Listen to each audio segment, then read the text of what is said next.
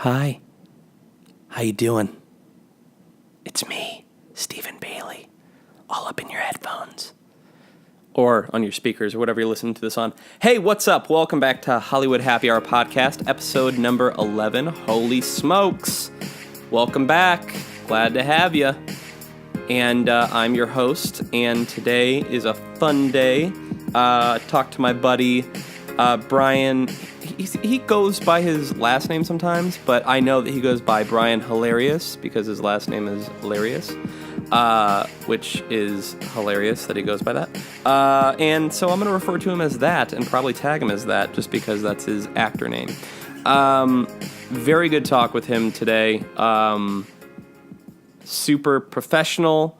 We talked a lot. You know, he's at that point in his career where he's like, you know, really getting it all figured out, and he's starting to, just steadily create. And, you know what we didn't talk about? We didn't talk about the commercial that he booked. He booked this really cool commercial, and he's one of those actors that's like really going to start working steady soon. Super nice guy. I've never heard anyone say anything bad about him, and I will never say anything bad about him. He's just a stand-up person, and it was really cool for him to come through and do an episode with me. We talk a lot about the acting craft because we are both actors, and that is pretty much what this podcast is. Although I am excited because guess what, people? I am reaching out to more and more guests that aren't actors because this show is constantly evolving and changing, and a dear friend of mine, Gregory Fisher, who I've known for a long time, he is a musician and composer, and he has made us new theme music that I will not be premiering until he comes on. It is awesome. It matches more of the identity of the show, and it is specifically made for our show. Up till now, I've been using royalty-free music, which is fine. It was a placeholder, but like I said, I want this show to be a complete expression of my own, and having Greg help me with that music is very exciting. Also, we're just going to, interview him and talk about music, which is something that I haven't gotten to talk much about on the podcast thus far. I am a bedroom guitar player, and bit of a music aficionado, especially with the pop music of different genres. So it's going to be fun to talk to him about that and about his journey as a musician, as he's been through it so far and where he's going. And we'll keep a lot of the same sort of thing, like the Pivo questionnaire at the end and all that kind of stuff, just to really get to know him as well. So you guys get to know some of the people that I have known for years and years and years and hang out with on a daily basis, which shows another side of me. So see, it's all still selfish. It's all still relevant to this ego of mine, which we talk about a lot in this podcast with Brian, is the ego and the journey that a person goes on when they are an actor. So, again, a really, really interesting episode, and I'm excited for you to hear it. But also, there is... Sorry, I'm adjusting myself in this on this couch that I'm sitting on. I made that old man sound. You hear that? Yeah. There's so much going on today. I recorded this on Thursday. I'm releasing it tomorrow. If I say Thursday in the podcast, it's because it was recorded on Thursday, but it's being released on Friday because I need time to edit and stuff. But today, let's see what's going on. Burt Reynolds passed away. Rest in peace to the bandit. I loved Burt Reynolds. I don't know if my generation or younger generations than me really know who he is, but I was shown who he was by my pops. My pops loved showing me movies, and like he always liked these super like manly actors. Like he loved John Wayne, and he's the one who showed me, like, Arnold Schwarzenegger. Of course, he showed me The Godfather, and he showed me Al Pacino. But he loved some Burt Reynolds. Should not have been watching Deliverance at the age of 7. But I did love Smokey and the Bandit. I loved the original The Longest Yard and him in the Adam Sandler version. Cop and a Half. Who doesn't love Cop and a Half? I wanted to be a cop when I was 6 years old or whatever Danny is in that movie. Super dynamic actor, just like, but like still like that manliness and like, the stunt movies that don't really seem to be getting made anymore because everything's CGI. Like, I don't know, like him passing is almost like to me the end of an era of cinema. So, if you haven't seen his films, go back and watch them. I know I just forgot a couple that I really love. But yeah, make sure just watch those movies. They're so just good and different. Like the cars, just oh man, I could go on all day. But yeah, Burt Reynolds, that mustache, man, that mustache. Let me tell you something. Boogie Nights, duh. I will never have a mustache that thick or that cool. It's not going to happen for me. And quite honestly, I'm fine with it. If you know what I look like, which I'm sure you do, imagine me with a Burt Reynolds mustache. It's not good for any of us. So I'm just not going to do that. This is not a politics podcast, but oh my Lord, there is a lot going on in the politics world between the Kavanaugh hearings. What do you call them? Are they hearings or are they? It's not an interrogation. I don't know what you call them, but whatever. Senator Cory Booker and Senator Kamala Harris, they are sticking it to him and trying to get the truth out. And I don't care what side of the aisle you sit on, who you vote for in the booth. You got to admit, it's pretty cool to see politicians try to drag the truth out of each other because as a citizen, that's something that we don't get told a lot of, is the truth. And also between the op-ed in the Times and Bob Woodward's book coming out, and, there's so much going on. I literally said it's head-spinning. House of Cards, the writers can't be dramatic enough because real life is so much more dramatic. Like, this administration should get an Emmy nomination for drama. It's that intense. And where does it break? When does it end? It can't end good. It either doesn't end good to where, like, we keep going through all this drama for 4 years and we're all just so stressed out that we vote for somebody completely boring who does nothing for 4 years, or it ends tragically. Either way, I'm frightened. I am entertained. I'm excited, but not in a happy excitement. It's not like hey, it's my birthday excitement. It's like excited like you would be on a roller coaster. And if you're not a political person, God bless you, because I have always been fascinated by politics. Yeah, it's a lot. It's a lot to digest. So between the Burt Reynolds and the politics today, between all that, it was nice to have a podcast to listen to get away from it all. And here I had just brought you guys back into it. But let's get out of that. What else is going on? I am 24 days away from the wedding, which I talk about quite frequently. You know what? I know I talk about it a lot, but it's what is being called already the biggest day in my life. So let me be excited. And you know what? I am excited. I don't think I have been told countless times throughout this process that I am involved more than most men are. Doesn't surprise me. I'm a producer and I'm a performer and I like to put on a show, and that's sort of what this is. So I've been very involved, and being that I'm so involved, it means a lot to me. Not only does she mean a lot to me and our relationship mean a lot to me, but does this event. So I am excited. 24 more days and we get to make it happen. And I'll of course let you guys know how it goes. Hopefully she says yes. So that's going on. Doing the podcast still. Doing some editing. Got some fun videos that I'm going to be releasing to you guys. And other than that, I'm just sort of trying to get in shape, I have weighed about 155 for like the last year and a half, and it is not the weight that I want to be at.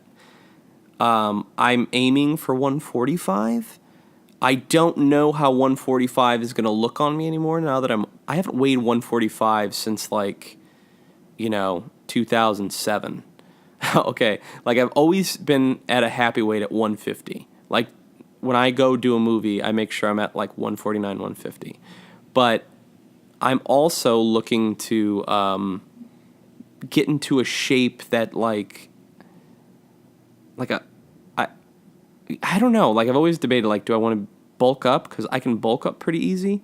Getting ripped is very hard for me for multiple reasons. But that's sort of what I'm trying to do. Like, let's see how ripped I can get before this wedding. I want to look good. I got photos coming up, and as an actor, I should always be looking good anyway. But, you go into the off season and you put some, off season for a year and a half. What an idiot. But I'm just trying to get back in shape and keep myself healthy. The older you get, the more health conscious you get. So I'm doing that. And I'm down to, I'm bouncing between 150, 148. I'm trying to break that little plateau there and get down to the 145. Here's the confusing thing for me. I don't look bad at 148. Like I'm pretty happy the way I look dropping that 7 pounds. I don't want to talk about the whole thing that I'm sort of like tiptoeing to the keto diet, which, Shannon does, and she was able to cut like 10 pounds, boom, gone. And it didn't bother her energy levels. She didn't feel that she was, prohibiting herself from eating what she wanted, or like she had to eat like less or anything like that. So, I'm kind of thinking about that. I've since moving to California, I've cut red meat out. However, I will eat an occasional burger. I don't eat red meat as much as I used to. Like growing up in Indiana, like there's a steakhouse. It goes like steakhouse, Wendy's, other steakhouse, Burger King, McDonald's, other steakhouse, Buffalo Wild Wings, steakhouse. That's pretty much how it is.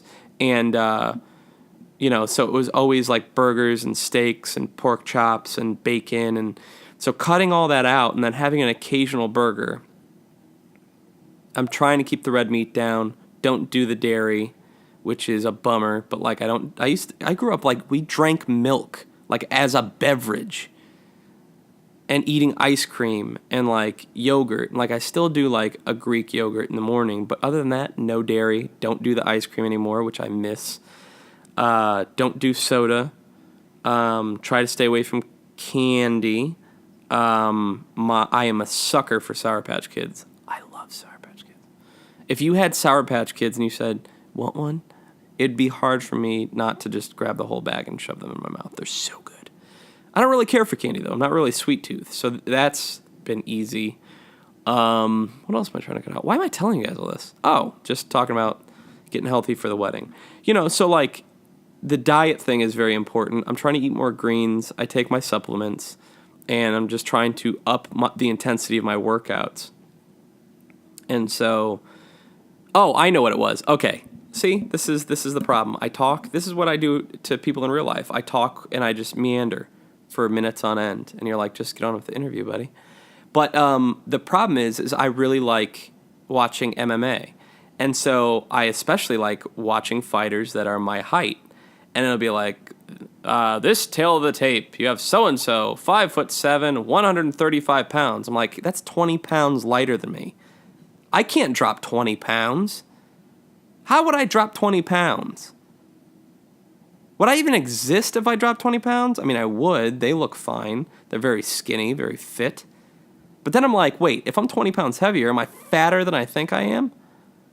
It's very complicated. Obviously, muscle weighs more than fat, so that just means that my body fat percentage is way too high. It means I'm skinny fat. Is that what that means? Just got to work out more. It's the cardio. I've got bad knees, which is an excuse, and I don't like excuses. I just got to do more cardio, people. And I'll be like, I lifted today. But then I just bulk on top of my fat, and then I just get to be like 157. I'm like, whoa, tone it down there, chunk. So, yes, I'm hard on myself. You guys know this already. But I need to focus more on the cardio, which is a good thing. Cardio, good for the heart. Pump that blood. Good for the lungs. That's what I need to be doing. Work the legs. I got chicken legs, so I need to work those anyway. So I need to get off this mic and go do a run with my knee support on both of them. I'm gonna need ankle support soon. Maybe I have arthritis. I'm not neurotic. You're neurotic. All right. What else is happening? I don't know what to do on these intros, obviously. I never know what to say, so I'm just like, just say something truthful that's going on.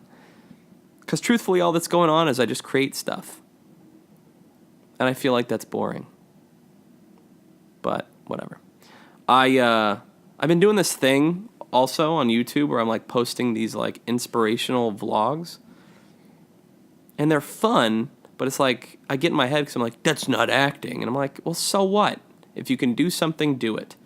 And today I talked about fear and that people who don't make progress, the reason they're not making progress, but they say they want to do something and they're not doing it, it's all fear-based. Fear is a very controlling thing. And sometimes, and I figure this out because I'm guilty of it, we have fear and then we don't recognize that it's fear that's stopping us from doing what we want.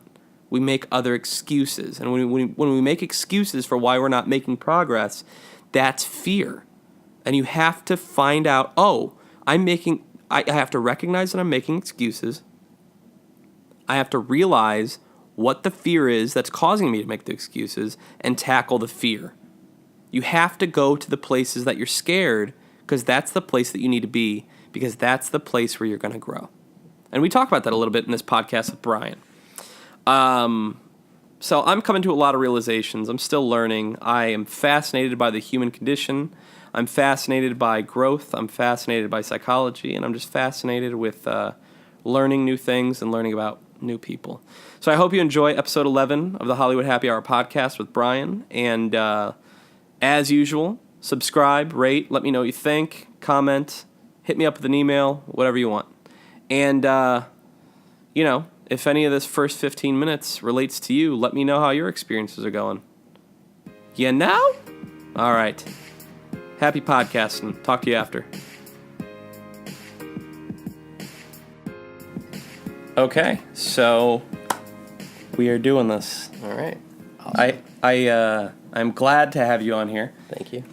This is my 11th episode, so I'm like still getting the hang of what I'm doing here and kind of like figuring out what I want the show to be.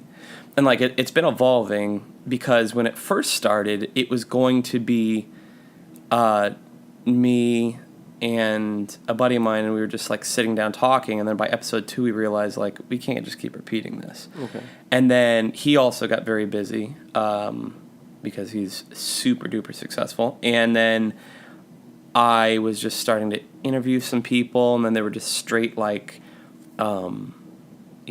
cradle to present interviews, okay. which is fine. But then I tried I like the Bernard Pivot questionnaire, which we're going to do today. And then I was like, well, we don't just have to talk about that. We could talk about other things besides just your career, but also still like kind of going in and out. So this is very loose, like just us hanging out as if there wasn't a microphone here. Okay. I like that. Yeah. So let's just start by talking about you. Okay.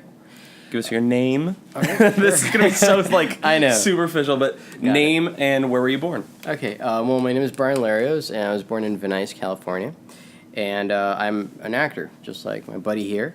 But I also do business analysis for Disney Studios, so it's kind of like I feel like Hannah Montana sometimes. What does that? What does business analysis mean for Disney? Okay, so does it like you just count all the money that they keep getting? Exactly. Like I'm just no, it's nothing. Do you money go? related. I'm analyzing Marvel and all these other things that we're just gonna buy up. Is that what it is? I wish. But no, it's really boring. What I do is normally people in the studio, they have regular responsibilities, right? Like maybe they schedule the auditorium, or maybe craft and services have, to deliver tables or etc. So these users utilize different types of applications, and I'm in charge of all those applications. So a day-to-day for me is like meet with them if you were my user, and I'll be like, how can I make your life better? Like, what kind of issues are you having? And I would say I want more money. Exactly, and I would say like, good luck, but I can help you here or there, and then I just translate that to my technical team, and then I'm like this middle person between like business and technical, and I have Got it. It's kind of babysitting, honestly. For so adults. what is your direct like correlation to the entire works of it? Is it like specifically for the Disney film studio, or is it? I see what you're saying. Well, some of my applications, like Disney is such a big entity that it's like is. where is your cog in the? I see. So definitely theme parks and the resorts, nothing to do with me. I do impact a little bit of like really high up the stream when we're developing a film. So for example, there's an application that we use to kind of like revise the script and kind of like get notes on the script, etc. So this is way high up before it even gets greenlit to like, we're going to make a movie. So one of my applications is, some others are just maintenance for the studio, and that's, where we fit. It's like we have to do the boring work for the movies to come out, Right, of course. Yeah.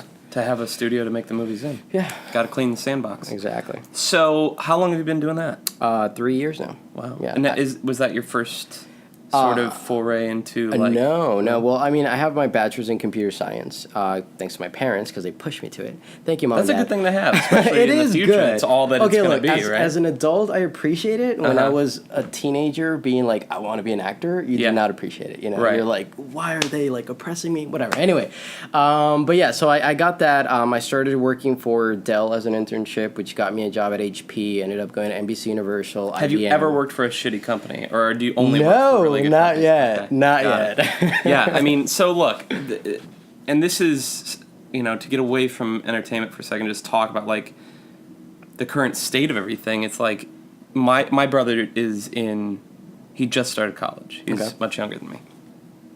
I mean, not much. Okay, yeah, he's a lot younger. But I'm telling him like you have to do something so that you understand computers. Like I'm studying, coding and things like that on my own, just because I know how important it is. I'm very much into. I love studying like artificial intelligence. That's in my spare time. I'm that nerd. Like I'm like reading all these books and. Got it. I love computers. I love technology, and I love learning new things anyway. And it's like, let me do that because I can see that being something that A, I can make money off of, and B, that I can continue to. I don't want to be outdated as a person, and I can easily see that happening in the future.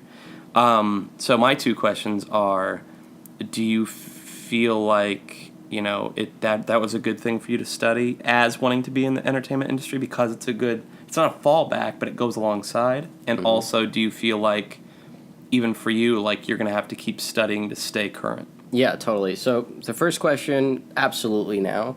I'm fortunate enough to be on like the 10% of actors that actually make a good living, not from acting yet, but I don't have to struggle money-wise, so that gives you a lot of freedom to, be able to produce your own stuff and, go to good schools and whatever. It was tough at the beginning, though, because I was always technology-oriented because of my parents. They're very into it. But it is a hard career to go through, to be honest with you. It's depending on what you want to do. There's like if you want to be into coding, which is like super intense. Do you want to be into databases? Do you want to be more like me, like as a business analyst? So there's different branches, but it's definitely, like you said, it's something that's here to stay. It's not going to go away. So for your brother, I would say, yes, do it. It might sound painful right now, but you're going to you're going to appreciate it later. I mean, I told him, like, even if... Because right now, his focus is in marketing, and I'm like, great. So you should definitely learn to, work with... and I've been... I dropped my phone. I've been, like, with computers forever. I got my first computer when I was, like, 7. It was that giant box of a thing. The IBM ones? It was, like... It was like I had a computer even before Windows 95 came out. So like getting Windows 95 was a huge upgrade and a big learning curve even as a kid. And then of course, like video games would come through and you're figuring all that out. And I would take apart VCRs and stuff like that. Were you that kind of kid? Yeah, totally. My parents got me my first like IBM machine, which was the one that you would connect to like the internet via phone, and it would go like. Oh man! I was like, well, but at the time it was fantastic, and then you would load like all we did was video games. Like all these companies back in the day would have their own little video games that would just for marketing for the parents, you know. Mm-hmm. But still, it was like at the time you would think like, oh my god, this is amazing, this is so fast, and I'm like, we look back at it and like 1 second we haven't received a reply, and we're like, what the hell is going on? My phone's you know? frozen. Exactly. It's not frozen. It's exactly. thinking. So that circles back to your second question of do I need to still be updated? And it's absolutely yes. Like technology is moving at a crazy pace. Like if you stop like for like a week, you're kind of behind. Like I feel bad because when I was young, I was like, I'll never be that guy that like doesn't know what this app or that is. But like I've asked like younger people.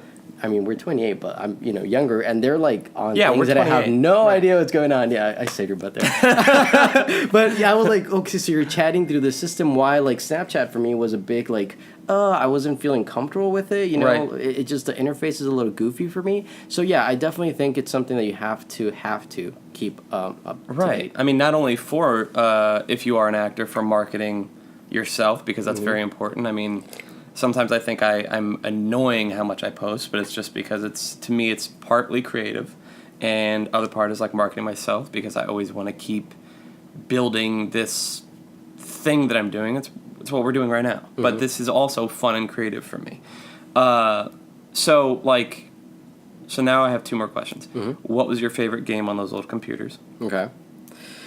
Favorite game? I can't remember the name, but it was Microsoft developed it, and it was this weird little family that had this like annoying, chappy little dog, and you would have to literally be on it was like a scooter or something, and you would be running away from the dog, so you're kind of like maneuvering around the city, like very urban, and the dog is just like like after you, and I have a fear of dogs, so that was like freaking annoying for me, but fun at the same time. So yeah, we can talk about that real quick. When you got here, I introduced you to Barney.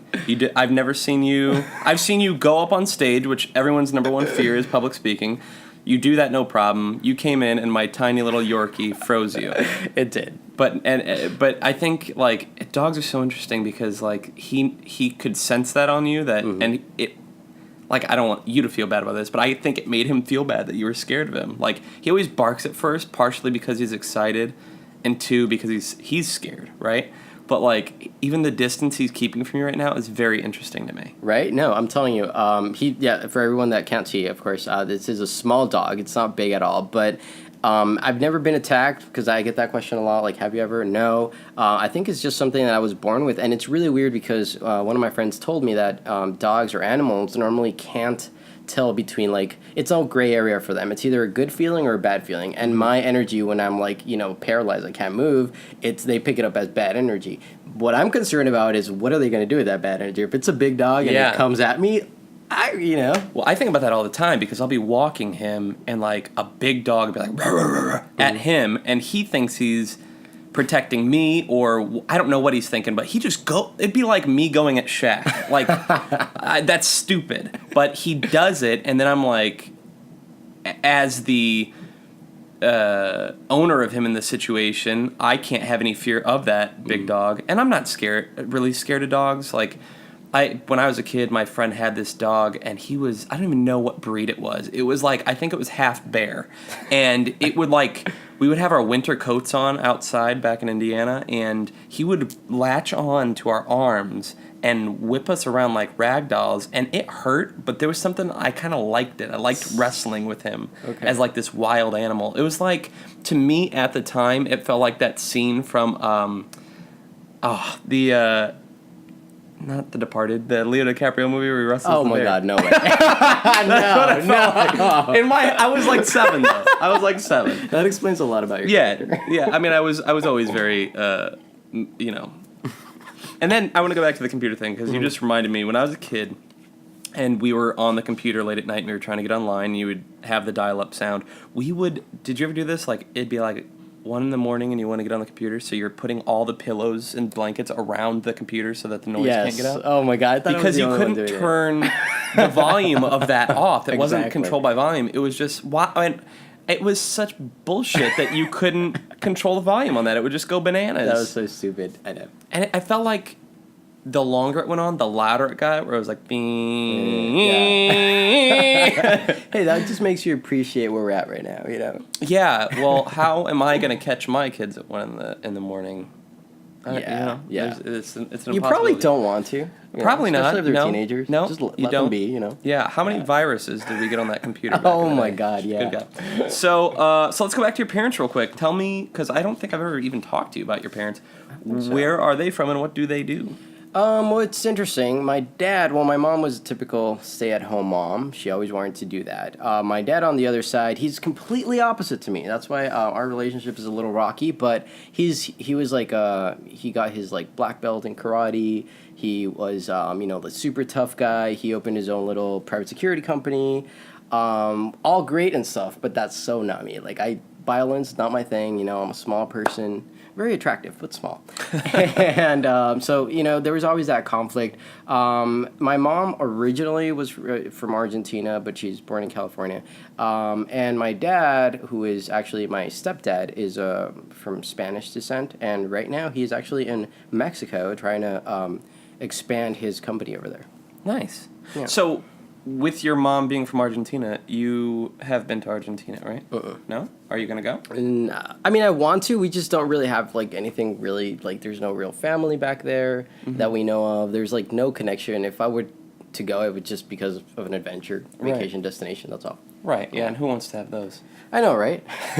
Who has time or money for that? Who has time or money for that? That's awesome. So, okay, take me through this. When did you know you wanted to be an actor?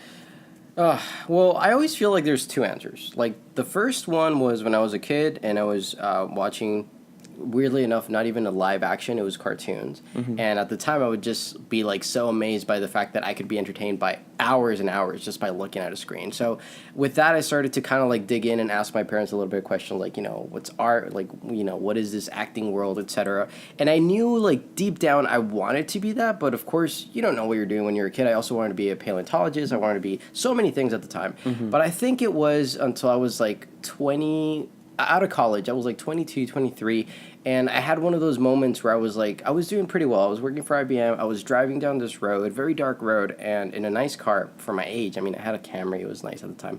And I'm driving, and this little voice pops in my head, and it was weird because it was my own voice just asking, are you happy?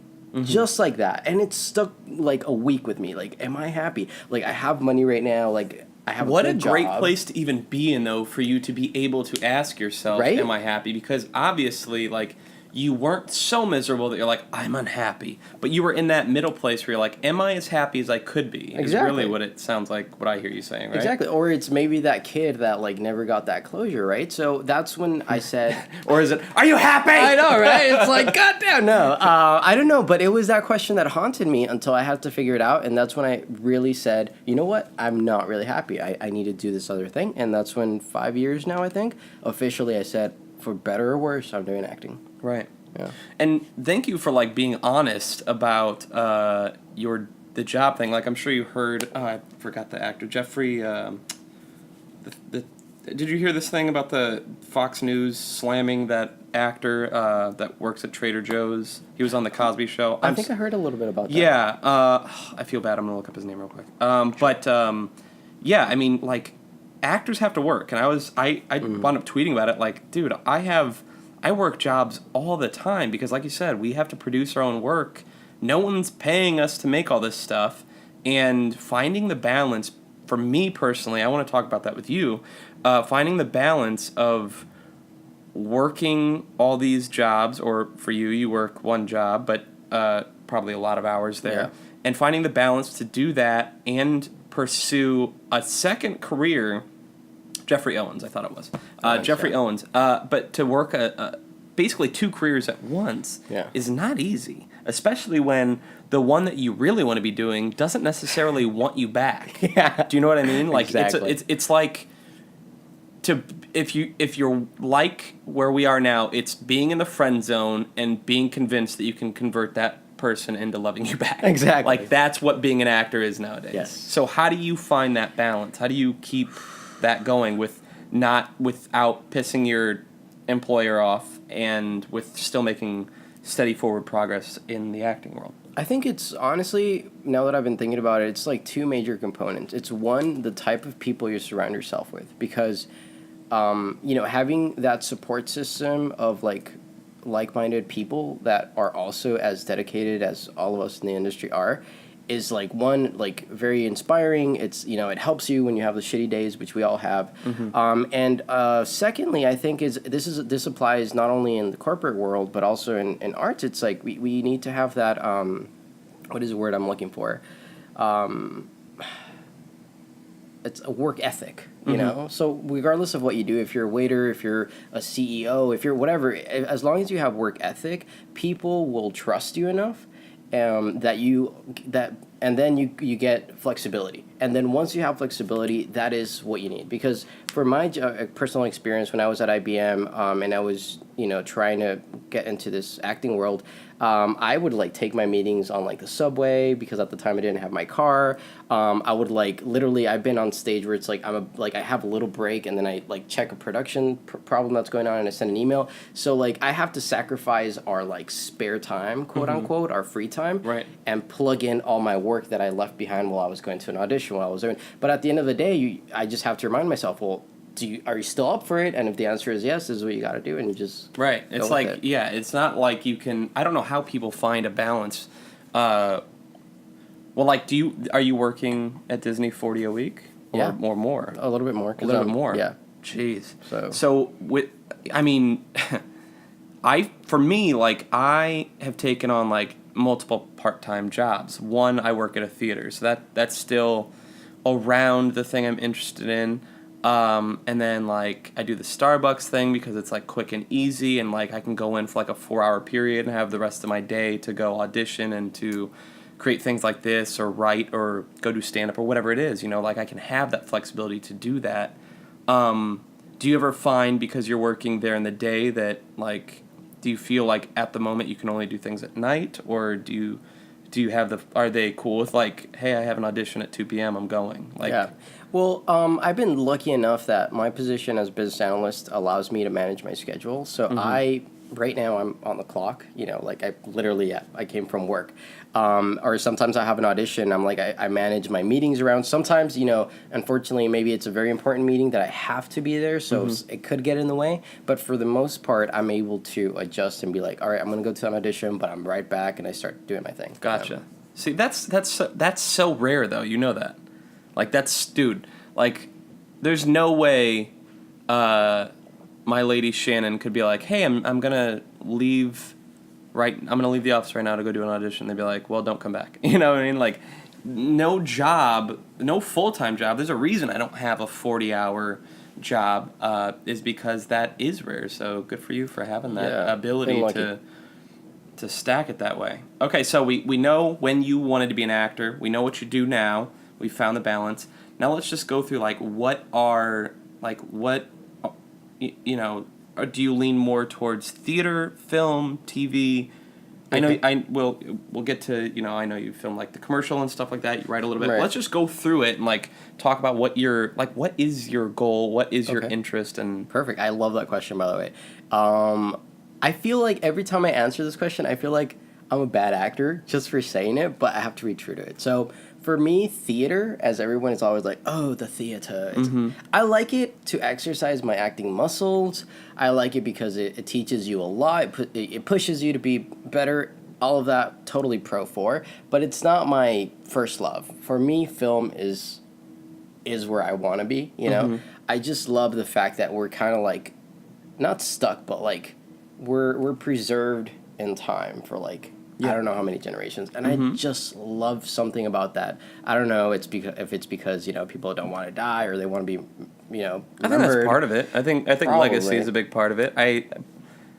I also really enjoy the putting together of the pieces. For instance, you were talking about being a kid watching cartoons. For me, I remember we were at the drive-in theater back in Indiana. Could that be more Midwestern? I had a talk boy, the talk boy from Home Alone 2. Okay. And we were watching The Mask, and I was loving it so much that I took the talk boy and hit record and just set it by the speaker. And I remember so I'm like 5 or 6 or something, and my mom worked a bunch of jobs. So at the time, I had like daycare, and I remember going up to my friends and being like, "Listen, it's The Mask," and like, but like it was like they looked at me like I made The Mask almost or something, like I Okay. brought them this gift of something that I recorded and was able to play for them and entertain them with. And I think to me, like, that was one of the first sort of moments where it was like, oh, I love how the pieces get put together. Like, you can entertain people by doing this thing, by putting this thing together, and you can do it over and over and over again. Where, like, Yeah. theater, like, do I have to do the monologue 9 Right. more times? Like, I can't do 8 more weeks of this. I'm going to go crazy. But if, like, I can hand somebody a DVD and be like, go watch it. Go be entertained. That's fun to me because I can still move on to new things. Exactly. And they can still enjoy the work. And I enjoy putting it together more than watching it. Like, Yeah. someone asked me, like, do you watch your stuff? And I was like, I watch it at first so that I can learn, like, and watch it like, game tape, like an athlete does, and go, that wasn't very good. That was good. That was okay. And, of course, when you're editing it, you watch it over and over again because you want it to be good. But no, I don't go back and like on a Wednesday like sit back with a thing of popcorn and watch. No, that's nonsense. For 2 reasons. 1, it feels uncomfortable because it feels narcissistic. But 2, I've seen it. I've seen it before. Yeah, How many you know times I watch Back to the Future once a year. I don't watch my own stuff once a year because to me it's like it doesn't have. And maybe I haven't made anything that I think is as entertaining as Back to the Future. Actually, I haven't made anything. Nothing is as entertaining as Back. Maybe Top Gun. But I think that's a part of it. This might make you feel like I'm trying to make you look bad. I'm not. But do you enjoy the feeling you get from showing it to people, or do you enjoy the putting together? Well, I think for me it's a little bit of both because one, putting it together involves both of my skills, if you want to call them that. Like, you have the technical side. A lot of my actor friends, they're struggling because they don't know how to edit, things like that. And I'm like proficient enough that I can, play with it and have fun and try to like be creative in that way. So it gives you 2 outlets. You were creative as an actor, now you're creative as an editor, which is like a lot of work too. Showing it to people, Dude, it's so hard. But like, sorry, keep going. No, okay. Showing it to people though is what puts me more on edge than anything because as an actor, and maybe it's just me, but like I'm always looking for that validation, which I hate, but I have to admit I do. And that is so tense because this is all my effort, time, energy, my knowledge to that point, vulnerable and there and exposed, and then you're just looking at people and I'm like, is it good? Did you like it? I know, I hate that because I'm like, I could love the thing, but if you don't, right. I'm a failure. Dude, I have loved something, shown it to people, and they're like, I don't like it, and then I'm like, yeah, I hate it too. Like I didn't see that it was bad, and you have to show it to people. Yeah. And I was gonna say like, yeah, editing is so hard. Like I've worked professionally as an editor. Like I've edited features, I've worked with TV shows and stuff like that. I've gotten the opportunity to do that. I have spent so much time in editing that I'm very proficient, but man, you could be like, hey, do you want to act? I'll be like, yes, any day of the week. It is a struggle for me to get myself to edit. It's because it's just so laborious and like it takes so much work. And I'm pretty good with workflow and everything like that, but man, that to me is the hardest part because of the fact that I think there's so much pressure. Like for an actor, it's like I can do 9 takes, and it's up to somebody else to pick which one they like for their thing. And if the director doesn't tell me they haven't gotten what they liked, that's their fault. If I'm doing something that I'm in and I have to edit later, it makes it so hard because it's me trying to pick when I was the best, and it's hard for me to be subjective. Yeah. Now, if it's something that I only directed, it's pretty easy for me. I can whip through it pretty quickly. But it's like, it's still just like, going through and every decision is final. Like you could do like, here's me, I re-edited this or whatever. Yeah. But generally, like once you upload something or share it, like if it's in the film festival process, I would have no problem going home and be like, they did not laugh at that joke, let's re-edit it or whatever it is. Okay. But once you upload it, to me, it's like, it feels very final. Like I would feel I mean, not that I don't know. You could re-upload a video, I guess, but it would feel very like. I don't think the value is on doing that. I think the value is you uploaded it to that point, you thought it was what it could Right. be. And then I prefer to see progression, like see the next video you do be better than that one. Correct. I think that's the real value. Well, you could, because you're never done editing. You could edit Exactly. a movie forever and forever and forever, Yeah. and keep messing with it. There was a film that I did for someone. I was hired to do it, and I directed it, and we were under a film festival deadline. And so the version I gave, I was never satisfied with, especially the last 5 minutes, and the beginning and the ending are the most important things. I was never satisfied with it. It didn't do as well as it could have in film festivals, and I know it was because of the edit. And I was just forced. It wasn't, I was just a hired gun, and it wasn't like I was dragging my feet or anything. I worked through it as quickly as possible under a very, very tiny budget where I was the director, the editor, the color corrector, the sound design, everything was on me. And it was just so much pressure that I was like, I'm never doing this again. Okay. I will only do it when it's under my own. I don't know if I could ever direct something for a studio and edit it myself, and then I don't know. Do you think you could direct something and give it away to have somebody else edit it? Well, that's hard because I always like to feel in control.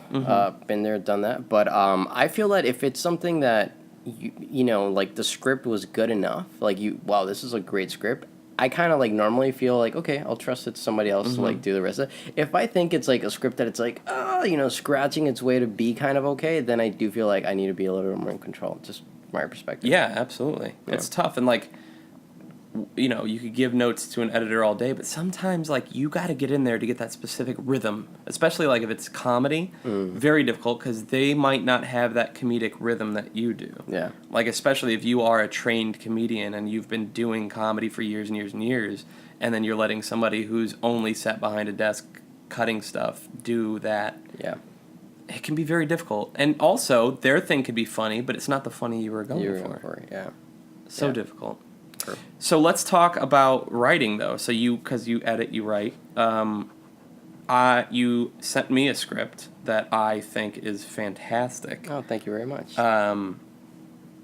Did you read writing books? Where did that come from, or was it just hey, I have this idea and it was just good?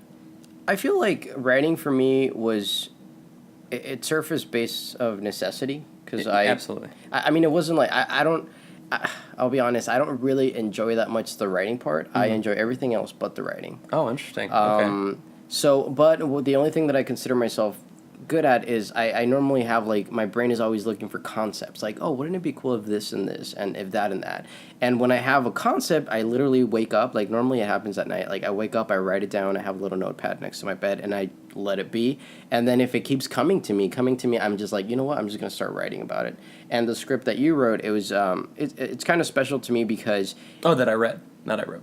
Oh, yeah, exactly, that you read. Sorry. It was special to me just because it talked about something that I feel and I see around all the time, which is people not really pursuing what they want, or just kind of being, I don't even know what the word is, but not responsive, but what is it when you instead of being proactive, you're just kind of waiting for whatever whatever this typical phrase that it's whatever my plan is or whatever the mighties have for exactly. And I hate to see that because I see it with my friends and close people that I love, and I'm I just want to grab him and be no, you gotta do I it. literally just posted on my Instagram today about I have so many people around me that talk about what they're going to do, and they say they want to do something or be something, and they just don't do it, and it drives me crazy. And you could say you're not doing it because you're scared, and they'll say, no, I'm not scared. Yes, you are. You just can't see where your fear is. Yeah. It has to do with fear. It has to do with understanding what your fear is. Why are you scared? And you have to ask those internal questions. If you want something and you're not going after it, figure out why. And then just knock over what is stopping you. I'll give you an example for me personally is like with Groundlings. It's like it's very intimidating for me because all these great SNL people have come out of there. It's a notoriously difficult program, and the fact that I'm not going through as fast as I think I should gets in my head and makes me like, I can't do this. It's just, I'm just going to pick a different lane. It's like, no, stay in the lane that you know you're supposed to go on. And also, you should be doing something difficult. Yeah. Go for it. Yeah. Don't be scared of something because that's where I'm growing. I'm not growing in the class, Where you're the star, pretty much. yeah, where you're just like Exactly. rocking. It's like you don't belong there. I Exactly. don't, I could go back to Indiana and do shit like that. It doesn't make any sense. And So that's why I think you definitely we need to get that film made because it was like, dude, it's a dynamite script and like, Yeah, is that one of your first scripts you've ever written? No, definitely not. Like, I've written and produced things that are horrible and hopefully never come out of my computer. But I learned a lot from it. And Yeah. I think because of that, I'm getting I've a little got like better. 15 of those. Yeah. Yeah, I'm like, I literally, like, one that I was like, I'm going to do it. There's a group called The Table, which is like a networking group for actors and writers and anyone in the industry. And I sent an email to them, and they were, like, super cool. They were like, yeah, we're on board. I got my crew, my skeleton team. And they pushed me to, like, pick a date because I was like, okay, yeah, cool, we're going to do it, but let me just figure out. They were like, these are the dates we have. Can you do it? I was like, yeah. So I kind of, like, I was thrown into it. Mm-hmm. It's happening now all weekend. We're working, like, insane hours, and then everything's done. So it's like it comes and goes like this, Yeah. like the process is super fast. Oh, yeah, man. And then you have, like you said, the laborious job of editing and Picking music. Exactly. So everything I try to get some people, and this is the part that I don't trust that much anymore for these projects. I try to get some external people to do it. Hated what they did. Unfortunately, the format that they used was Mac only, and I only have Windows, so it was complicated. To even You're a get Windows guy. Yeah. Okay. So it was even complicated. I want to be Mac. But for whatever reason, I'm Windows. Don't ask me why. Why? No, I don't know. I like Why? want to be Mac. I'm like, I like their style. I have an iPhone. Like everything they stand for, I believe in. Anyway, so that I didn't like it. I tried to kind of like do it myself with a laptop that I borrowed from work, because it was a Mac, and I was like trying to like scramble and put it. And then I showed it to just my like immediate family, and it just like, I kid you not, like, it was dragging so bad. Like, I could feel it in the room that it was like, even I was unhappy. They were bored. no. Kids started crying. But I learned. Echoing I learned a lot. through the exactly. halls. But I learned. So, and talking a little bit about Groundlings, I totally understand what you're talking about because I, for the longest time, was procrastinating on going to the audition. Just the audition. I had taken improv before, but you always have those inner thoughts. I'm like, I'm not ready yet, and you're always waiting for that stupid perfect moment that doesn't exist. It's not going to come. Exactly. So my friends, pushed me to do it. I went through it, and I was like, when they tell you like you do the audition, and then they're like, in 2 days or so, you're gonna receive an email letting you know if you pass or not. I was like about to lose it. My friends were coming over from Spain. We were like at this breakfast place, and then I get that email, Groundlings, and I'm like, I can't look at it. My friend is like, okay, I'll look at it and I'll do a poker face. I'm like, you're not an actor. You suck at it, you but suck. okay. Don't do this to me. But he's like, I'll do it. He just looked at it and he starts laughing and he's like, you're in. You're like, what? And I'm actually going on September 13th, I think, is the first day. And I'm, like, scared as hell because I know it's, like, super competitive. Just the process to even be able to be allowed to be in basic. The great thing about it is, like, it's once you start there in those classes, you're only competing with yourself. Because you're just... And this is my only critique of it, is that when you're just starting it, all you're trying to do is like control your mouth so that you're not asking questions and so that you're living up to that standard and getting that validation from your teacher, which is like, to me, that's sort of not a good thing for actors because, like you said, going back, you were talking about doing things for validation. I don't necessarily think that's a healthy thing, even though it's like, why would we be doing this if it wasn't for some sort of validation? There's very few people... Like, okay, for instance, Daniel Day-Lewis acts like this is literally just a gig he does, like, and that he doesn't care about the movies or the validation. Right. He does. He's good at, like you said, keeping a poker face, but he cares. Like, he wouldn't work so hard on the craft of it and spend 4 years prepping for Lincoln if he didn't want people to be entertained and like it. Right.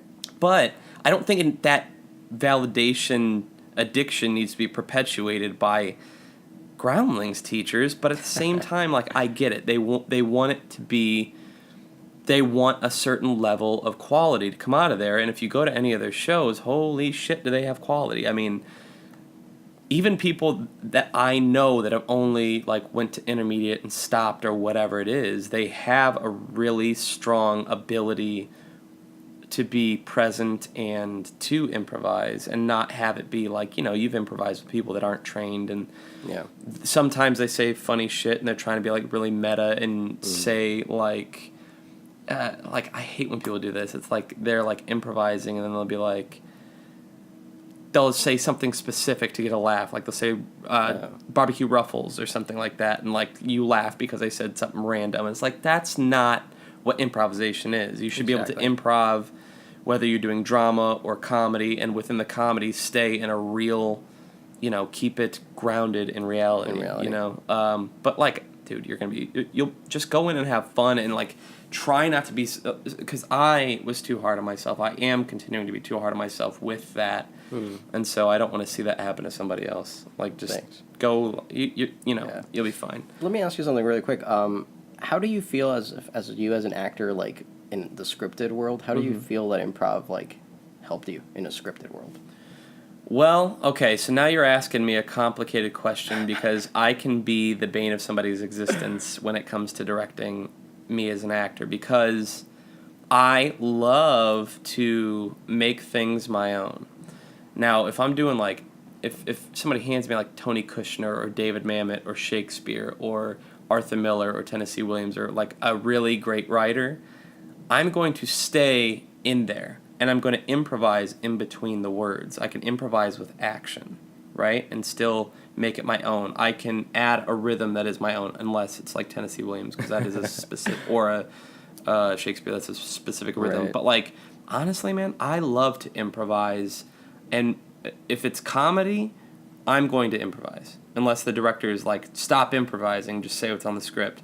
Okay. In which case I'd be like, well, then we need to figure out a way to make this make more sense, because I'm trying to glue this together and give it motivation and give it realism and things of that nature. So I don't know, like, it's a very gray area for me, but usually it felt like in scripted, like if the line is, let's go to the store, sometimes I'll read a script and I'm like, that's very bland dialogue that no one would really say. So I'd be like, hey, Brian, we're going to go to the store and we're going to get barbecue. No, I'm just Good recall. no, but I'd be like, hey, Brian, let's go to the store. I wouldn't just say, let's go to the store. I'd be like, I need to go to the store right now. Are you coming with me? I would change it. I change things slightly. Okay.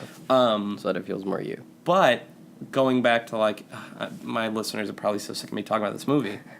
But when I did Until Forever, I have done other things, but I just talk about this one a lot because he has. So many experiences that are special to me came out of that. So, like, when the movie was done, I was like, I improvised so much of that dialogue. And then I was on the road and I was rereading the script when I was on tour with it. I was just rereading it, and I was like, oh, that was written? Oh, that was written too. And it felt improvised because Michael Lynn, the director, and I were so on the same page that his dialogue was able to come out of me in a way that was very like loose, and it's like it's a compliment to his dialogue writing, but also like a compliment to him as a director, because he allowed me to add those little things, like I just said, hey, Brian, let's go to the store, instead of let's go to the store. Exactly. And if there was a problem with something, or if something wasn't coming out right, we would figure out what would he actually say, or like, like I did end up writing like a monologue that went in the movie and like things like that. Like, he was very cool about that, but like, all in all, when I reread the script, I was like, oh, we stuck to the script pretty damn close. But it didn't feel like that. That's great. It didn't feel like that. But I've also had experiences on sets that I won't say the name of, where I was like, nope, because the director didn't know what they wanted. The script was shit, and I shouldn't have been doing the project anyways. Right. But I kind of like let my improv sort of do its thing, and it wound up making it better. You don't want to improvise when it's making it worse, because you're doing it for your own self-gratification of, look how smart and clever I am. Right. Improvisation is a tool to make things better, not glorify yourself is look at the skills that I have. Look how funny I fucking am. Like, Exactly. no, Yeah. that's selfish. You have to care about the project because it's the project. If you're making a movie, the movie is more important than you are. If you're making a movie, it goes the movie's most important, then the director's vision, then you. You know, like you're third rung on the ladder. Like Right. you are just a conduit for the storytelling. So if I can give something that the script and the director don't have, I absolutely will. But if it's not needed, I won't. Got it. Okay. Could I give a more long-winded answer? Probably. I Probably. could probably keep going. Yeah. I want to talk to you, since we're here, let's talk about, like, training. Like, where have you studied? Like, what was your favorite thing to study? What did you find useful? What wasn't useful? Well, I don't feel like I've had a conventional path in terms of training. Since I, of course, didn't go to college for it, I started doing improv. I think was my bigger thing. It was at Improv Studio in Cahuenga Boulevard. And that led to like very random stuff. Like I've taken vocal lessons just because I did a play where I needed it. I did like mask work where they just want you to kind of like, be able to be more physical and kind of like remove your facial expressions. Mask work is mind-blowingly effective. It is. Oh my God. It just Who'd you forces take you mask to. work with? It was Camp Bravo. You know who took me? Bobby Watson. Oh, really? Yeah, he invited me over there because he apparently was going to camp for like years and years. So there was like this retreat thing that he was like, if you're interested, we're going to be doing like workshops and stuff, and that was one of them. But yeah, it was like forcing you to like use your entire body, which is great because sometimes you forget about that. Yeah. But yeah, I feel like I've taken like scene studies. It's just been bits and pieces because I've been lucky that I kind of get like a play or something, and then you kind of like you're going through training there as well, and rehearsals and everything. Yeah. So Stretching. and then now I'm doing groundlings and stuff, or I'm going to start doing it. So I don't feel like I've had like a conventional path, but I feel like I'm aware of like some of the areas where I'm lacking, where I could be like, oh, I could be better. Let me just try to find what's going on, and then I ask for advice and stuff. Well, you say you didn't do a conventional road, like it's not necessarily a good thing or something. I have seen actors who have gone through a 4-year theater degree, and then they stop studying, and they just think that's it. And like, no, like, first of all, when you do a 4-year degree, it's not all just acting. Yes, you're doing plays over that 4 years, and yes, you're taking acting classes, but you're spending time in scenic design and makeup and direction and stagecraft and things that aren't you stretching as an actor. It's a nice experience to have, but, the way you're doing it, where you're going to where you want to get better, is maybe a better road. You are allowing yourself to get all these different experiences and try new things, whereas like the conventional 4-year program is very cookie cutter. You do have a unique thing. Now, the only thing, right, like that you could bring up is like mileage, right? Like those people that did a 4-year degree have a certain level of mileage that is respectable. Exactly. But I don't know. Would you rather be unique or have that mileage? I don't know. I think I've gone to some meetings with like agents and stuff, and they always ask those questions like, oh, like why don't you have like a degree in it, or why don't you have like these? And they bring up names like what's this famous one right now, like Margie Haber or something like that, I think is the name, and like groundling and stuff. So I do think that there's a point when it comes to like the name of where you get your credentials from per se. Well, right? yeah, and I don't think I've talked on the podcast about that, but the marketability, like from an agent's perspective, and if you don't have the big credits on the resume, they need a way to sell you. So if they say, look, he is putting the credits together, but he's also studied with the greatest teachers in town that everyone's heard of, a Margie Haber, a Leslie Kahn, a Groundlings, a UCB, there's so many great, Anthony Mendel, like there's so many great teachers out here.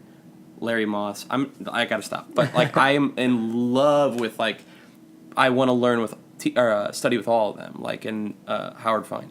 Yeah. I just he's not gonna stop. No. So that is important. And like I went to theater school for 3 years, and I gotta be honest, I hated it. I hated it because I didn't like the stagecraft class. I liked the makeup class. That was really fun. I did all this like really cool like Wolfman stuff. And I liked, the scene study classes. I liked the script analysis classes. I liked the directing classes and the playwriting. I loved that stuff because it was like that's all the stuff I'm still doing. But I didn't like two things. One, my theater school didn't want me to go outside of the school to do any work or any studying. So I was like, well, this is nonsense because I feel like you're trying to make me into something that I'm not, and none of this feels useful. Now, I also went to a theater school that wasn't so great. So I know, like, look, I didn't go to Carnegie Mellon, right? I have a friend that went to Carnegie Mellon, and he's out of school 1 year, and he's got a national tour that he's on. Like, the kid was naturally talented when he was 12 years old. Ben Biggers, I'm talking to you. I met him when he was 12, and I was, like, 18. I was like, this kid's good.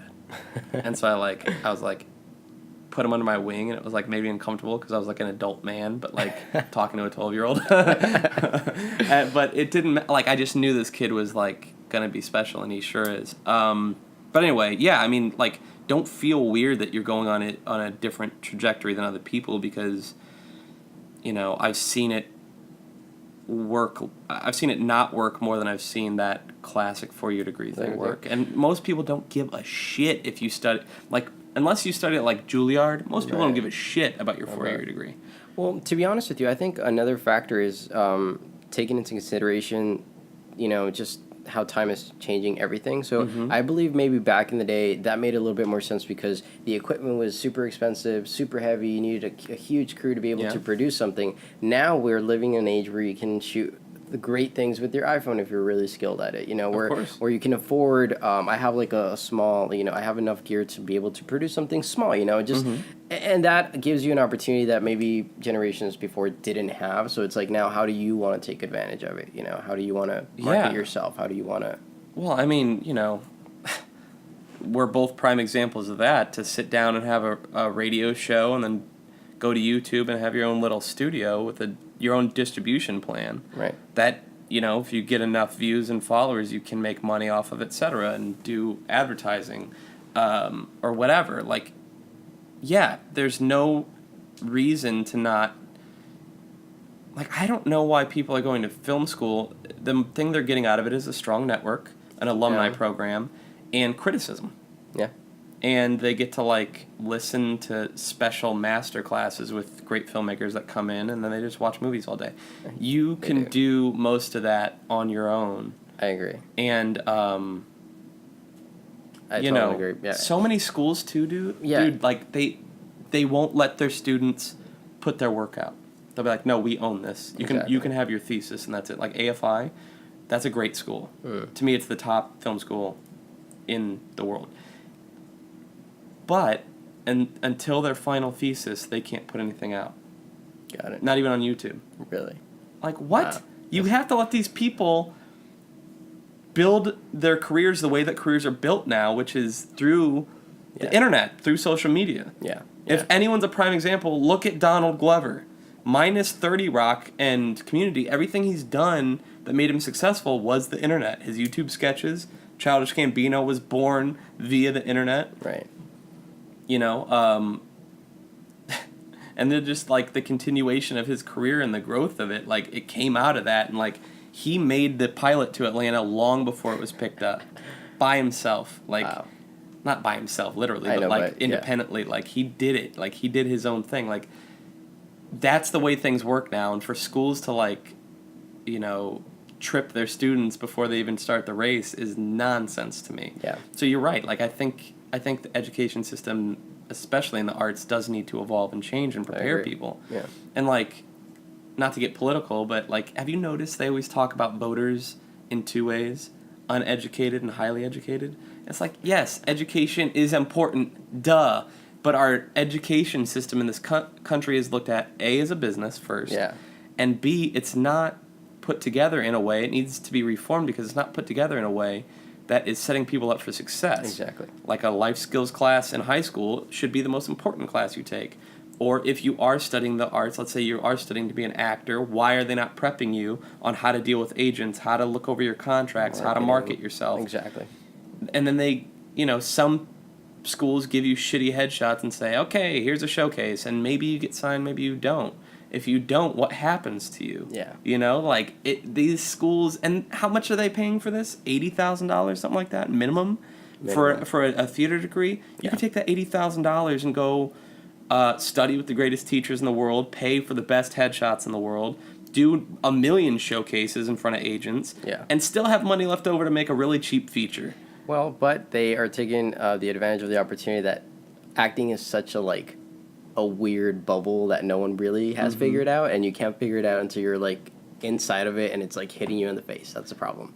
I'm still learning every day how the business works. Exactly. That's part of the reason why I'm sitting down with people is how's it going for you? Right. I know. And just reporting I love honestly, going back to your movie, one of the reasons why I wanted to connect with you was because I saw the film and I thought you were great in it, and it was just it's someone that I can touch, not that I want to touch you, but it's someone right here that I can learn from for real, not someone I have to learn from through the filters of social media and magazines and everything, or books or whatever. It's you, what the hell, how did you do it? And I love that.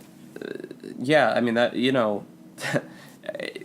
I have obsessively done what you just said, which is studying people, going to their Wikipedia page, their IMDb, their Internet Broadway database page, their off-Broadway database page, and reading everything, listening to all their interviews to figure out, who are my favorite people. And, dude, I have a weird memory like that. I have their IMDb page in my head. I could probably list to you, every Martin Scorsese thing in order from the time he was a kid to present. Yeah. People that I obsess because I want to be successful, and I don't agree with this, but we've all heard if you want to be successful, follow paths that have been done successfully before. Right. I said that wrong, but that's basically what the gist of it is, and it's so I've tried to do that and emulate what they did, but the problem is that we can't do that anymore because we are one of the first generations to have the internet, which changed everything, right? Yeah. Back in the day, you would have to go be auditioning for cattle calls and, try to get into a play, and then you go from, these small plays to Broadway, and then Broadway, you get seen by Warner Brothers Studios, and they sign you to a 7-picture deal, and then hopefully those pictures go well, people like you, and hopefully they don't just cast you in 7 movies for bit parts. Hopefully you're the lead, right? It was such a tough hierarchy to even get in, where now it's if you're King Batch, you go on Vine and you do your thing, and then before you know it, you're working with Key and Peele, and you're on House of Lies and Mindy Project, right? Or a Donald Glover who did Derek Comedy has 50 videos on YouTube. See, I told you I have all this memorized. Had 50 videos on YouTube, and he studied at UCB, and then he gets the 30 Rock gig writing for them, wins an Emmy. Wow. Quits that and goes and does Community 9 months later. What the hell? That's all the internet, and everything has changed because of that. And there's we have to learn to adapt to that. Right. Now the other thing that we're dealing with is that everyone's on the internet, and every actor's on the internet putting stuff out. Yeah. Putting out web series and podcasts and look at everything all the information that's coming out. It's how does anyone who's not in the industry and is just a fan, how are they finding people that aren't the top of the top, right? They don't find us, so we have to fight even harder to get seen. Right. Yeah. I mean, it's a good and bad situation where we're giving you we're taking away power from that maybe before only the networks had, and now we're okay, you can if you want to, but we haven't figured it out either, so it is a lot of figuring it out ourselves. I think the key to it all, honestly, and I've seen it time after time after time, is the one common denominator is that they're having fun doing the project, and that's something that you can easily lose track of. It has happened to me. It happens to me a lot where I'm so into it, and I'm just no, that shot wasn't perfect. I'm okay, your content, your story, are you having? Is this an enjoyable thing for you? Because if it's not for you, it's not going to be for anybody else. Oh my God, you just dropped 80 pounds of truth. Absolutely. I think, look, because the majority of our careers are going to be self-made content, we have got to only do things that we love to do. And I've said this to people a lot recently. I don't know if I've said it on the podcast, but I don't want to do anything for result anymore. Like, I'm not doing this podcast with you for result. I just really want to do this and talk to my friends, and if people can get enjoyment out of it, and people are, I've gotten feedback from it, then I'm going to do it. It's fun and allows me to do something on a Thursday at 3 p.m. that's creative when there's nothing else going on. Right. Or like, you know, shoot, if I'm going to start these sketches that I've got in pre-production right now. I told you we're working on this feature. Like, all of it is self-motivated stuff. Sometimes I get to work professionally, but not as much as I'd like to. That's something that everyone deals with, all the way up at the top. You know, it drives me nuts sometimes when, like, the people that are actually working go, yeah, I'm not working as much as I like to. I'm like, you know what? You're working, though, and I just saw you drive up in that Bentley, so you should maybe shut your fucking mouth, because I'm over here, like, making podcasts right now, and you get to be on the top TV shows. So, but I don't dislike what I do. I don't dislike my career, but that's a new thing for me. For a long time, I was very like, this is it. And I had to get grateful until I got grateful for what I have been able to do. Because there's projects I've done that I'm not proud of, but I'm still grateful that, like, I got paid to do that. Right. And, like, somebody's enjoying that. Yeah. There's projects that I don't necessarily care about that lots of people care about. And I get feedback from it, and I'm like, cool, I'm glad you liked it, you know what I mean? But, like, and I'm genuinely happy that they liked it, but I don't care about it, you know what I mean? I had to get grateful for the fact that I even had the opportunity to do that. Like, we can't lose sight of the fact that, and I say this all the time, that we are expecting people to pay us to play pretend. It's nonsense. But when we get the opportunity to do so, we have to be grateful for it. Because the rest of it is this. It's just us grinding over and over and over again. Yeah. So, like, you know, the fact that you are a humble person who is doing that and is writing your own material, editing it, and doing theater, even though it's not your cup of tea. For me, like, if I was only doing I would have to be paid to do it. But if I was only doing theater, I'd be a happy man. But, like, I understand what you're saying. Like, I'm just proud that you are getting that experience in there, you know, walking the boards, and I get that it's a means to an end, and I get where you want to go, and I do think you're doing all the right things to get there. Like, your work ethic is there, and, like, that's what I hope that people, especially aspiring actors who listen to this, can take from that, is, like, it doesn't just take passion and a love of movies, it takes so much more grit and work ethic than that.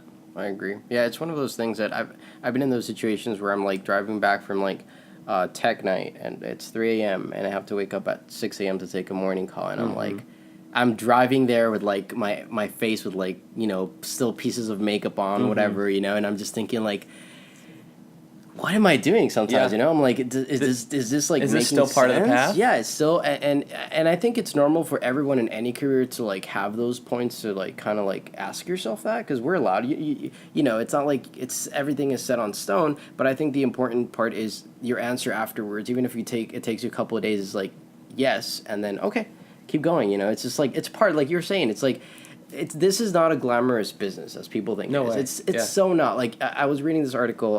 What is the main actress from this Fresh Off the Boat? The mom. Oh, what's her name? Keep talking. She was talking about how she was about to give up, you know, before she got that opportunity, and how she had to, when there was like a premiere or something, she had to spend $2,000 on her own money, credit card, to buy the dress to be. You would never figure that out. I was thinking before I heard that. Constance Wu, right? Yes, perfect. Yeah, her. You know, I would have been thinking, oh, they paid for that dress. You know, like she had to pay for it. You hear about that all the time. Anna Kendrick said the same thing in her biography. Yeah, she had. It was when she was going to the Academy Awards. Wow.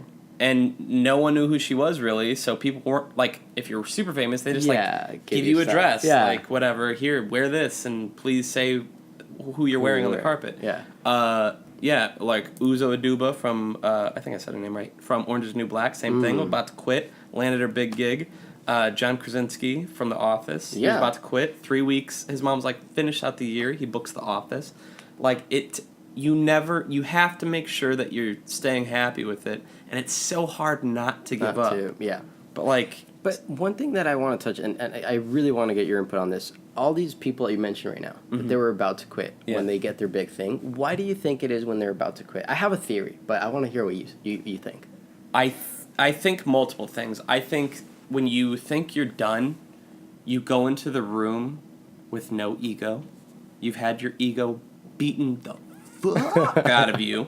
And after putting this back to me for 1 second, after all this time, my ego continues to get beat down over and over and over again. And I think it's made me a better person.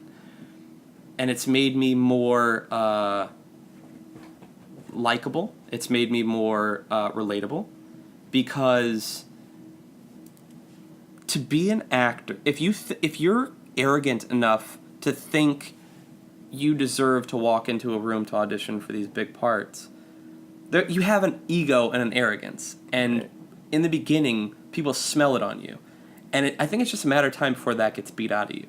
So when you walk in with your ego beat down and you think you're going to quit, you don't go in with any sort of, I need this job, please look at me, look at me, look at me. They're just like, here, I'm just going to do this role for you because I got to go pack my bags real quick. And they go, yeah, that was very real. That was very grounded. That I like that guy. Exactly. Good attitude, too. He seemed very easy to work with. Yeah, no expectations. No expectations. That's what I think. But and it's weird that we can, as smart individuals, we can process that information. Yet it's fucking hard to do it in the room. Oh my God. It's freaking hard to do it in the room. Yeah. And I'm like, why? Like I get and as soon as you close that door behind you and you're like, thank you, have a great one. You're the most brilliant actor outside, you suck inside. And I don't know, like I'm driving back home or after any audition, I'm like, I could have done this, and you revisit and you're like, why didn't I do this? Why? And it's like, like it's weird. Oh man, I have had the most pain I have ever been in isn't being told you didn't get the job. That's actually, there's obviously, like, when you get a job, I've probably scared my neighbors because I screamed so loud of how happy I am to be hired to act again. But to not get the job is actually, or to find it out is like almost a relief, because I've had like, oh, we'll you'll know after the weekend, you'll know on Monday, and like you audition Thursday and you're like in so much pain because you're like, well, I screwed up the audition, but there was only 10 people that auditioned for that part, so I have like a 1 in 10 chance, and I think I did an okay job, and maybe I was what they're looking for, but maybe I'm not. Maybe I'm completely not what they're looking for. I mean, there was like 9 other people that looked like me in there, and you're just going over the same 5 bits of information 1,000 times over the weekend. It is, you almost go crazy. Yeah. And then to find out you didn't get the job, you go, yeah, that sucks. Or sometimes they don't even tell you didn't get the job. Right. And then you continue that sort of mentality for a week at a time. And, for the people who get to audition like 8, 9, 10, 20 times a week, they probably don't have that same mentality. I don't get to audition that much, based upon many factors. But, when I do get to audition, it's exciting, but it can be very painful. It's gotten easier over time because I've had that gut punch so many times that I'm like, I kind of go in thinking like, I don't even know if I care about this role. Okay. But that's also, maybe that's a game I'm playing with myself, and I'm not realizing, like, am I just you're telling yourself, oh, you really don't care about this role, really? Right. It's for Spielberg. You don't care? Maybe I'm just telling myself that so I won't get so worked up. Exactly. Okay. And some of the best auditions I ever had are ones that I didn't think I was going to get. Actually, stuff I've booked, I was like, didn't get that, and that's the one I get, or whatever. It's such a, there's no science to this. It's very silly. It's nonsensical. Yep. It's fun, it's exciting, it's painful, and I don't know, it's a weird addiction that I can't quit. Yeah. Because there's a certain sense of playing the lottery to it. Like, this is a town where Brian, your life could be different next. By the time I release this, you could have gotten your big gig. That is the weirdest thing. And the one other component of it that kind of like freaks me out a little bit is that one, like for me personally, is like I publicly announce to everyone in the world that I know that I'm an actor, which took me a while to comprehend and be able to say out loud comfortably, I'm Right. an actor. You know, Right. it took me time because I was like, am I really? Do I deserve it? Anyway, Coming now out of that the I feel closet as an okay, actor, right. exactly, Yeah, coming like- out of the closet in many other ways. So that definitely that was hard. And then now I feel like there is this expectation. Like I get friends that course. message me and they're like, dude, you're doing great. I want to see what's next. You know, like they want you, which is an amazing feeling. Like they want you to succeed, but like the chances of failure are so big that I have that, like I feel like responsible, if that makes any sense. Like with It does no make other sense. career, like as an engineer, as a business analyst, I don't care if you care if I'm doing a good job or not. I'm getting Right. paid for it. Right. For this, I feel like I have like everyone like up here, you know, like Right. oh my god. Dude, I left I left home to do this. You still get to be around home. Yeah. So to leave home to do this put even more of that pressure on me because I know for a fact people are like, he'll be back in a year. Like I know for a fact they said that. It was told to me. And so it's like, oh yeah, bitches. And so when I have had bits of success, it has felt so good because I know that no one can take that away from me now. Right. But like I still feel that same pressure you're talking about to continue to do things that are meaningful and important, and like it is good fuel for the fire to stay motivated and stay making progress and things like that and stay doing stuff because people always want to see you doing something. Like, and if you go on a dry spell, you know, They'll notice. it can get scary on both ends. They're like, oh, Steven's not doing so good out there. Right, yeah. Because they don't know what it takes, you know. No so way. for them, it's like you probably were lazy, or you know, or you don't Right. have what it takes. But they don't really know like the underlying painful, super 1,000,000,000 steps process Oh that my it God. is to get one thing or the I other. explained everything. Headshots, gas money to go to an audition, paying the meter, going in, handing that headshot over, going home. And this is after paying for Actors Access and LA Casting, Oh, yeah. paying to put up demo reels, getting those demo reels edited and put together, paying for those headshots to even be taken, paying for them to be printed off, right? Like all this shit, paying for the resumes to be printed off. And after I told this person that, they're like, sounds like a Ponzi scheme. And I was like, it is a Ponzi Yes, scheme. yes, thank yes, you. it's a Thank you, Ponzi that scheme. person. I just really like this Ponzi scheme. And it's true, like it is, but at the same time, like there is a weird Don Quixote style honor in doing it, Yeah. in chasing your dream. Right.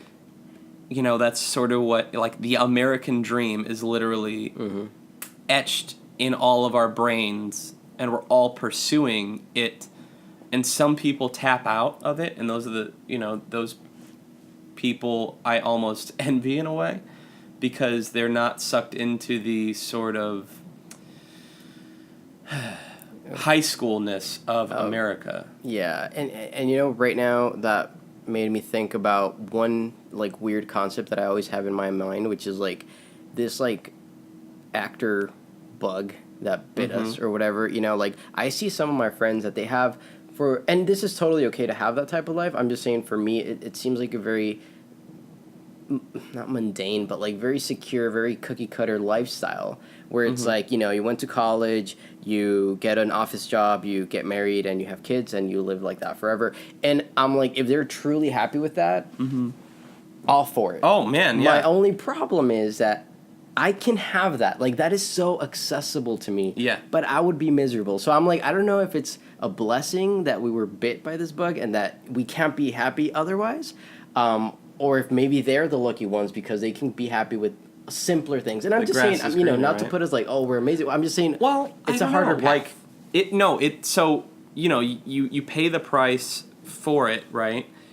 And like I have two things on that. Like, I've had criticism, like I saw somebody ripping me. They didn't tag me in it, but I came across their post on Facebook, and they were like, you know, I don't know how this person's getting to do all this traveling and gets to do all that because he's not that big of an actor, blah, blah, blah, blah. And it's like, yeah, because I wasn't at the time. Like, I'm more open now with sharing, like, what I talked about. Like, I'm working these day jobs and doing a podcast, and I'm, you know, I get my residuals, and, like, I'm very smart with my money, and I'm always working. Like, there's not a time when you're going to, I don't have fun. I don't connect. I don't, like, water the plant of my friendships. Right. Like, I let those take a beating. My own relationship with my about to be wife Shannon, like, thank God she's in the industry and understanding of what I'm going through, and she's seen me, like, literally tears in my eyes asking her, like, I don't know what else to do. Like, I'm trying everything I can. I can't seem to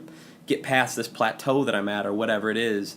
And her going, I don't know what to tell you. Like, I'm trying, like, to think of anything to help you. And, like, it's just, like, you have to do this yourself. Like, you have to figure it out. You have to create. You just have to keep going. And, like, or you quit.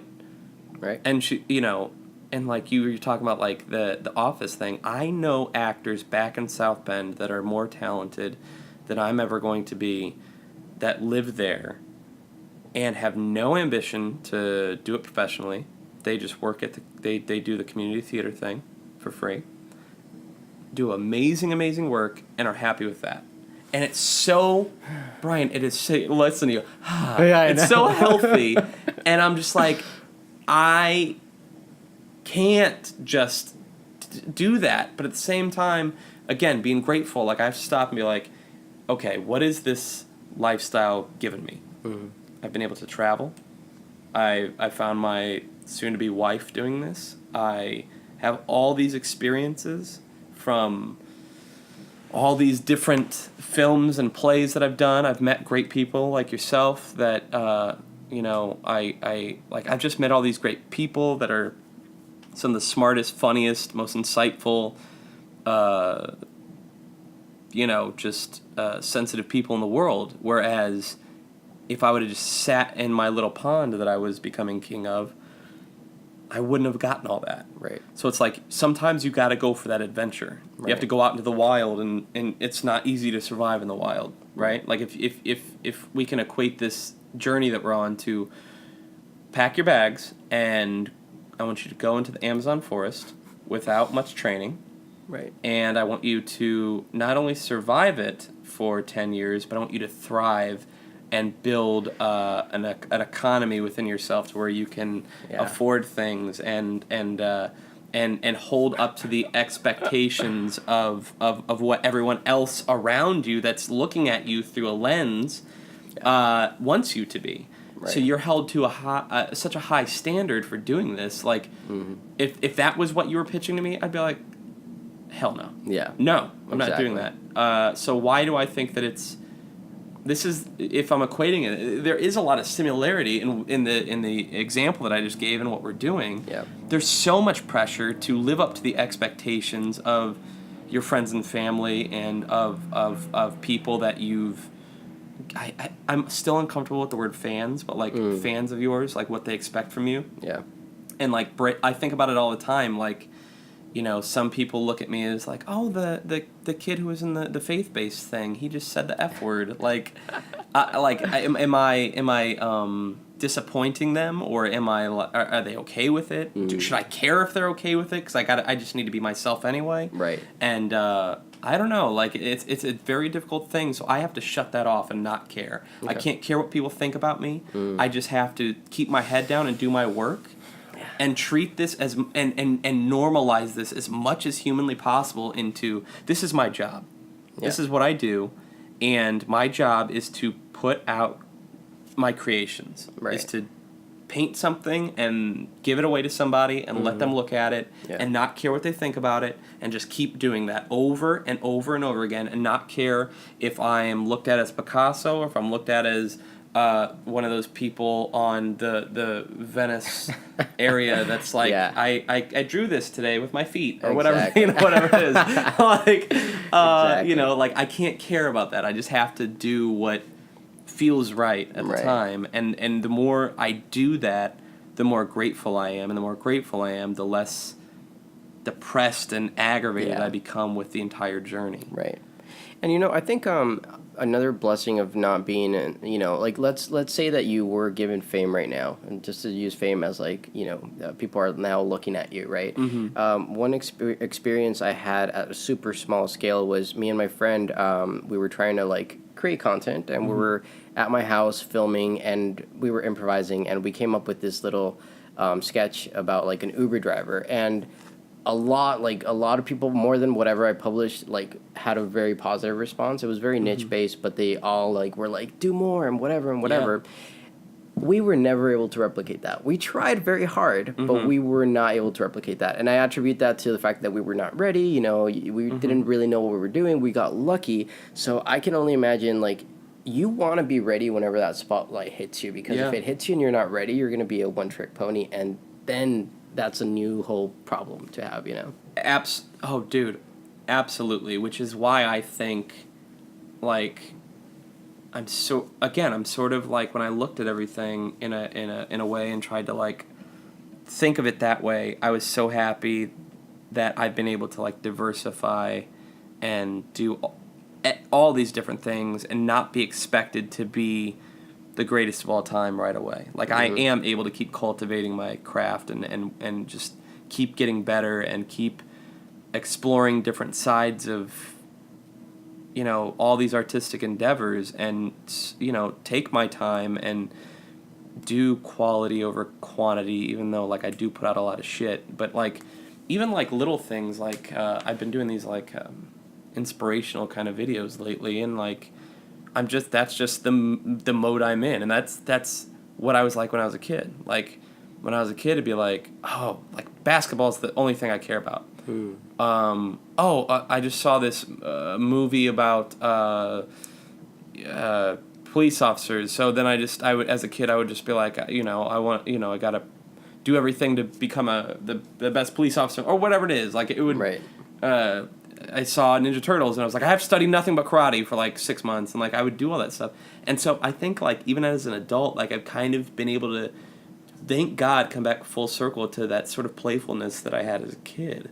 And fame or money or not, I don't give a shit. Like, I'm just so happy with, like, the playfulness that I have now that you can't get trained to do that, and you can't buy that. And, like, if you can get to that place, you can start doing really, really fun shit to where, and when, like you said, when you have fun, the viewer can tell, and then thus they're having fun. Exactly. So look at Will Smith right now on his social media. Oh, yeah. Dude has nothing but fun all the time. And I'm like, yay, another Will Smith video. I know, right? I can't stop watching him. He's so fun. But like, anyway, yeah, it's tough. We could talk about that all day. Well, let's just talk about, so we met doing a play. Yes. Which one was a Rush?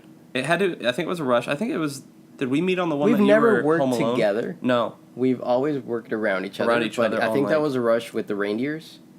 And you were Macaulay Culkin Home from Alone? Home Alone, right? I think that was it. I think so. So only about coming up on a year ago. And a year so we haven't ago, known each other that long. No, not really. But, well, I mean, I already told Sebastian, you know, that when I saw you do that reindeer one, I was like, okay. And I think that's what was like, I got interested in your style, and I thought it was really like amazing. So I think that's when I was like, I kind of stalked you for a little bit, and that I found out you had that movie, and then I got it on Amazon Prime, and I really, really enjoyed it. So I think that's when I started like reaching out to you, and you know, I wanted to make that connection because I saw, you know, the value of not just you as a human being, but like your skills at, you know, the level they are, and I always like and respect that, like with my colleagues, being able to appreciate somebody that's at, you know, has a different skill set or has like a different way of you know, portraying a character and stuff. So it's always been something that I wanted to just like, if I could just take it from you and just like apply it to me, that would be amazing. So. Dude, I 100% agree with that. And like, I'm always trying to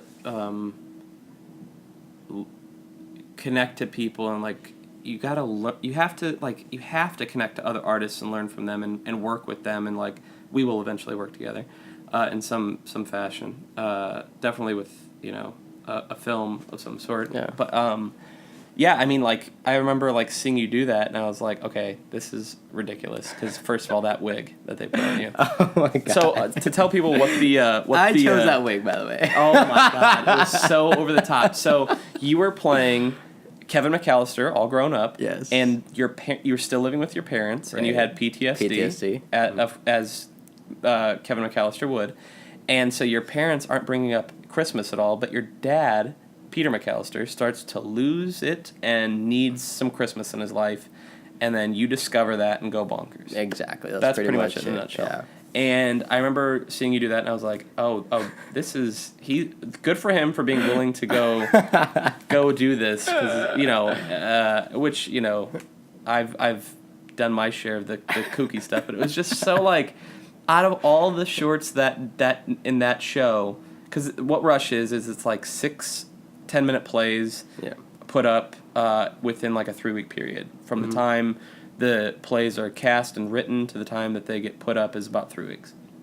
So that night was probably the kookiest. I mean, mine was, Rudolph the Red-Nosed Reindeer is all grown up, and he's a drunkard, and he's sort of an abusive dad to his 2 sons. So mine was a little weird, but like yours was like,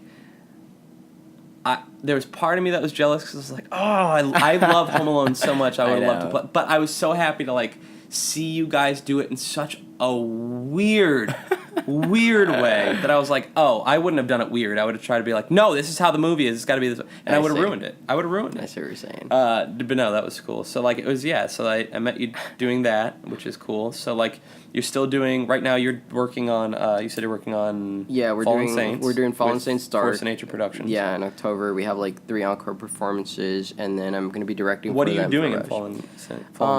Well, this project is kind of like unique in a way because it's very ensemble oriented. So each one of the actors has its piece where you're like the lead per se. But it's very collaborative, and it just goes. It's if you think about it, it's a exploration of fear throughout the different stages of life, from childhood to adulthood, and like. The process to create it was really fun because they asked us, like, what are you afraid of? Like, what were you afraid of when you were a kid? What do you think you're going to be afraid of when you're growing up? Oh, wow. And we were able to put all that together and, make it a show now, which got really good reviews, and that's why we're doing it again. Wow. Yeah, it was fun. What were you scared of as a kid? Oh, as a kid? It's weird because I don't consider myself to be an adult. I'm 28. I don't think I'm an adult yet. Well, you're a man-child. I'm a man-child, exactly. I am too. I'm a man-child. Exactly, thank you. But also when I was a kid, I felt like I was like a very like old soul, like mature kid. So Same. my fears I'm aging. I got that Benjamin right? Button. Exactly.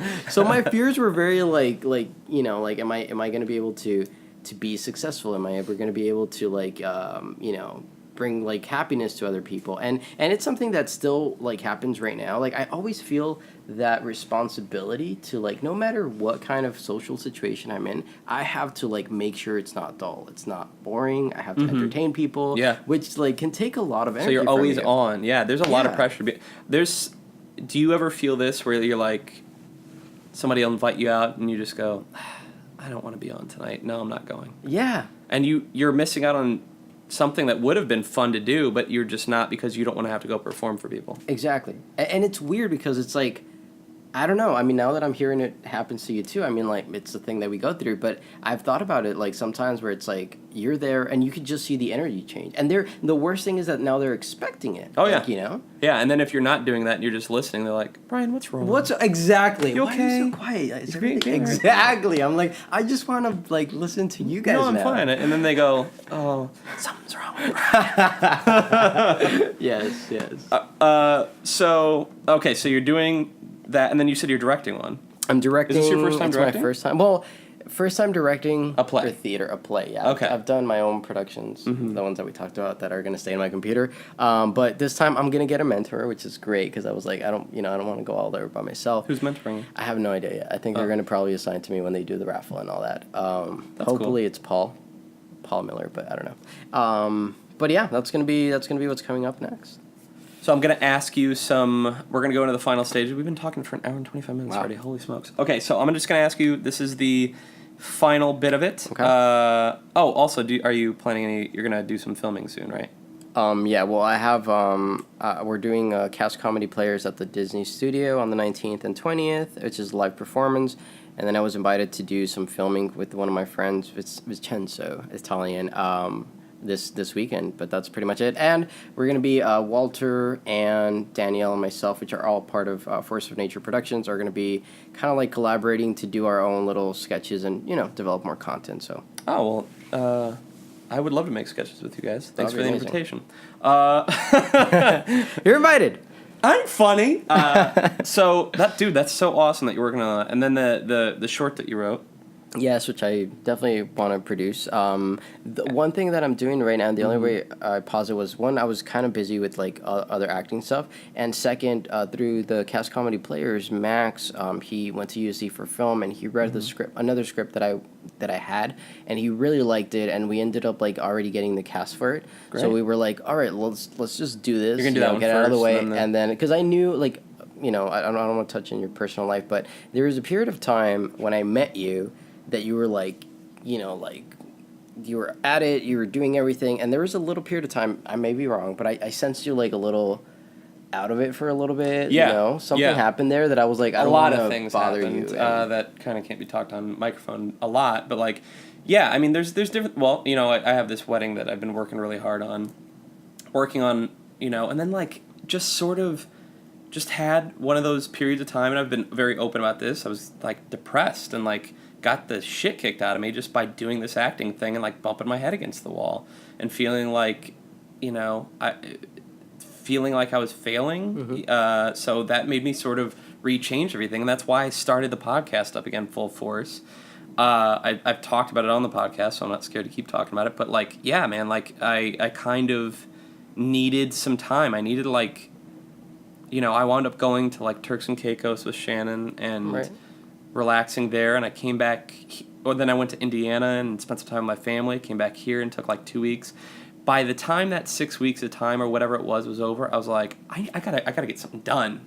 And then my mom's like, "So are you still quitting acting?" Which I'm like, "Do you want me to? Like, what the hell?"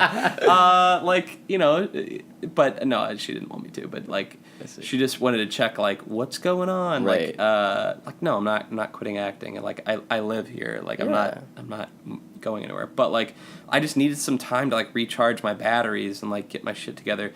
And so now that the wedding's happening in, what's the date today? The 6th. 24 days. Wow. Once I come back from the honeymoon, like I'll be able to like be present with my creative people and my friends again, and like I am going full force right now. That's why, like I told you, like I'm recording all these podcasts right now and like kind of lining them up so that while I am off on this honeymoon, I can keep releasing them and stay active and stay present and feel like I'm still making progress. But yeah, no, I totally noticed now, like you're back to, It was just that period of time. I was like, what's going on with him? I didn't want to reach out because I didn't know you at the time that well. I was like, he might be going on through. But like now, like you're back to normal. Yeah. Which is great. I'm still hungry. Awesome. But sometimes you get you get sick, and then you gotta throw up a little bit, and then you feel better. I had that food poisoning. I ate too much shit. Yeah. Yeah, man. No, like I'm very excited to like work with you on that. It's such a good script. Thank you. Like I'm really excited for it. But yeah, so you got a lot going on. Like it's good. So aspiring actors out there, listen to this guy. He's doing all the right things. He's training. He's writing. He's in the theater. He's directing. He edits his own stuff. Like you are on the right track. You're doing everything you need to be doing. You're exploring all the different sides of your creativity. You showed up to do this podcast today. It's all about showing up.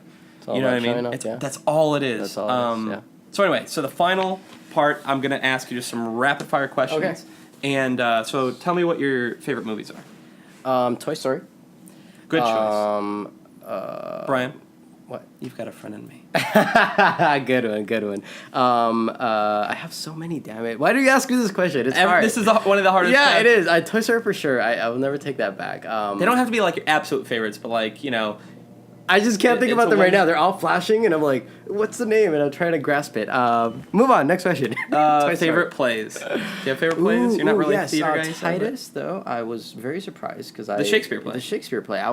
I'm not such a big, huge, hardcore fan of Shakespeare, but we just went to see Shakespeare. I can't remember the name of the production company, and it's one of its most violent kind of ones, and it was amazing. At first when she comes out with like her hands chopped off and like her tongue out, I was like, I can't see this. By like second act, I was like, kill the baby too. Yeah. You get so into it. It's a wild one, man. Like, I remember reading Titus, and then the first video I ever shot was for Latin class in high school, and it was called Titus, and like we like sort of took like all that ultra violence and like shoved it in there, and I want to like do commentary over it when I release it. because I just kind of want to release it just because it's hilariously bad. It's just kids shooting. So like I wrote this epic drama script, right? Like 15 pages. I had put the Latin language in there and everything. I was very proud of it. And my teacher read it and was like, yeah, you can shoot this as your project, because I was like failing the class. And he was like, if you shoot this, I'll pass. I'll give you a great grade. Like, you've shown me structure of sentence and all this, like using the language, and created it, you know. So then we go to shoot it, and it was so bitter cold in South Bend, no one would go outside, because I shot it to be in the woods and stuff like that. No one would go outside. So we ended up shooting it in the garage, and it became a slapstick sketch that it's so stupid and I can't release it without a commentary because it has no context.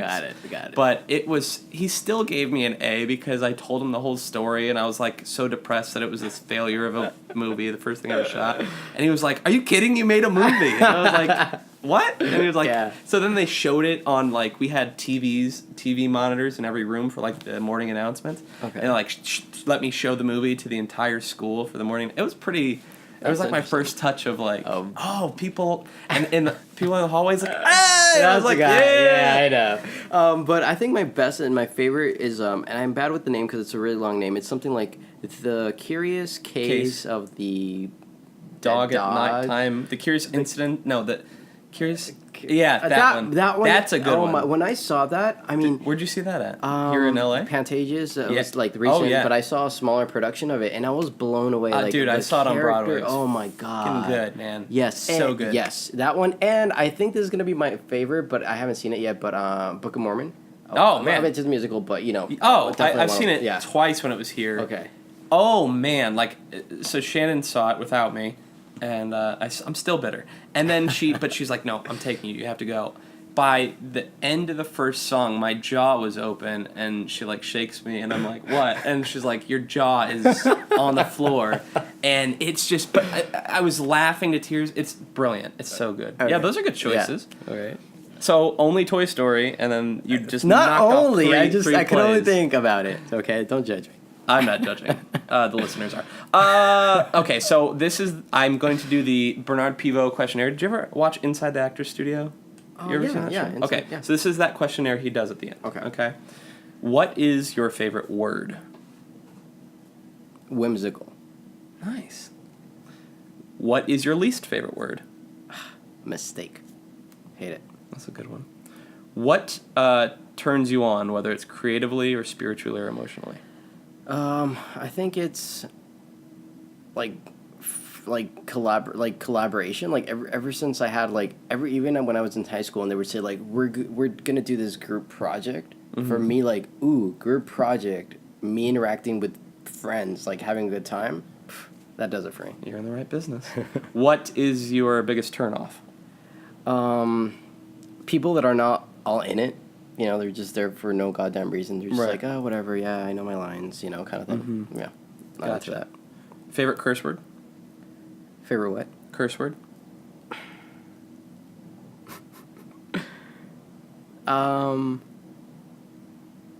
I don't even know. Maybe, I guess, fuck. Brian, this is a family show. Sorry, Jeez. yeah. You beat me there. Edit, please. God damn it. No, that's I feel like that's like, it is the best one. It Yeah, really it's like is. the one Like, that just, it's you can use it in more places. Yeah. You can use it in a funny way. You can use it when you're the most angry. In a good way, also. You can use it when you're confused. Yeah. Like, if you're trying to think of a thought and then you can't think of it, like, Many layers, yeah. what sound or noise do you love? What sound or noise do I love? Yeah. Like, what I have one tickles for your ears? hate, but for love... Well, let's start with hate. What sound or noise do you hate? You hate Babies crying Great. and dogs barking. Oh, good. I'll Good. I'll kill someone. Okay, great.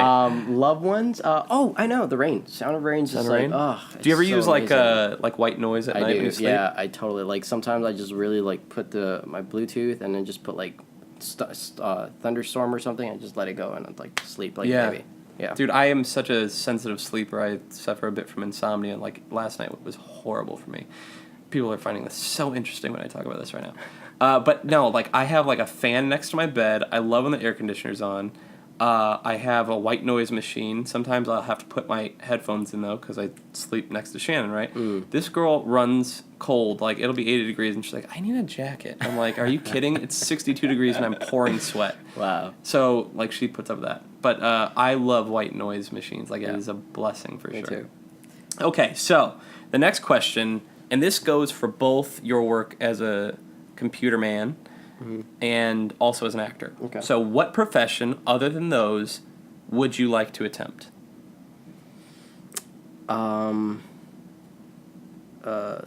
Definitely a surgeon of some sort. Like, A surgeon, like cut people open? yeah, I would definitely like to do that. Okay, but not to babies, because they would cry. I mean, they would have to be under, and I don't really like babies, so yeah, not babies, adults for sure. Yeah. Oh my god. Okay. Surgeon. Yikes. No. Good for you, man. What profession would you not like to do? Babysitter? Dog walker? Those are definitely also an accountant. I would not be an accountant. No Interesting. matter what, I would not be an accountant. Don't like numbers? It's not that I don't like numbers. It's just such a like Because it's boring. Yeah, it's like there's no possible satisfaction that anyone could. You just do it because you got to do it, but no one is going to be really happy. What if you about worked for like H&R Block and it was like partially customer service and stuff? Oh, Like, customer service sucks. I can't do that. I can't. I'm just bad with people that way. all right, and this is the final question from the Okay. Pivo questionnaire. If heaven exists, what would you like to hear God say when you arrive at the pearly gates? That's a good one. Okay, if it exists, which I don't know yet, I would like him to say, "Good job, good job." Pat me Good on the job. back and be like, "Go, Give go you an enjoy attaboy? go enjoy your mansion." So you don't even want to. You don't just want to go to heaven. You want to go to heaven and also have a mansion. There. Yeah, hey, if I did all this You work, dream I big. better get a You mansion dream up big. there. I'm telling I love you. it. Well, Brian, thank you so much for coming on the podcast. Thank you for having me, sir. Good hour and 40 minutes. It's fun to like learn more about you as we're like new friends and colleagues, and you've been nothing but kind and Thanks, man. professional. Thank you. And you are mega talented, and I am rooting for you, and I'm here for you with whatever you need. Right back at you, man. Thank you so much for having me. It was great getting to know you even more. And I'm pretty sure that we're gonna be working together at one point. No, we will. know We that. will. I just Yeah. But yeah, So thank you so much. It's so cool that you were able to leave work to do this. Hopefully, you still have a job. I hope I do. I hope. If not, you know what? You can recommend me at Starbucks or something. Sure. Yeah? Yeah. Doing it. Not my Starbucks. Not but yours, but another one, and then we'll probably get inspired I can- and make a sketch. About maybe that, you know? I can maybe get you an interview. Yeah, maybe. Yeah, yeah. We'll see. Yeah, I've learned that from you. You have like this slight asshole thing. A little bit. That everyone likes, so it's fine. People like it. Yeah. They like when I do it Yeah. to you too. Yeah. They really love I know, right? watching me. Maybe that's what we should. Yeah, but that's what it should be about. All right. I mean, Thanks, you've been man. miserable. Thanks, man. See, I told you. He is a sweetheart. Super nice guy. And again, I wish nothing but the best for him. He has a good head on his shoulders, great attitude, and is doing really well. I mean, he seems healthy. He's got it all together. He's got his got the job at the Disney, and he's working his ass off as an actor. And just happy that I could have him on the podcast and maybe give him a little attention. So feel free to comment and reach out to him as well. And as usual, thank you guys for listening. This has been me, Stephen Anthony Bailey, your host of the Hollywood Happy Hour podcast. We will be back very soon with episode 12, guest to be determined. And again, the next 3 guests, I'm just kind of like shifting their schedules around because everybody be busy. And they don't respect me or the podcast yet. But we will earn the respect. We will. It will be mine. All right. You guys go have a successful, fun, safe weekend. And I will be back in your podcast soon. Don't forget to like, rate, and subscribe. Comment, email me, hit me up, and follow me, Shot of Bailey's on Twitter, Instagram. And you know you can catch me on Facebook and writing them blogs on the Tumblr. All right? I love you. Bye.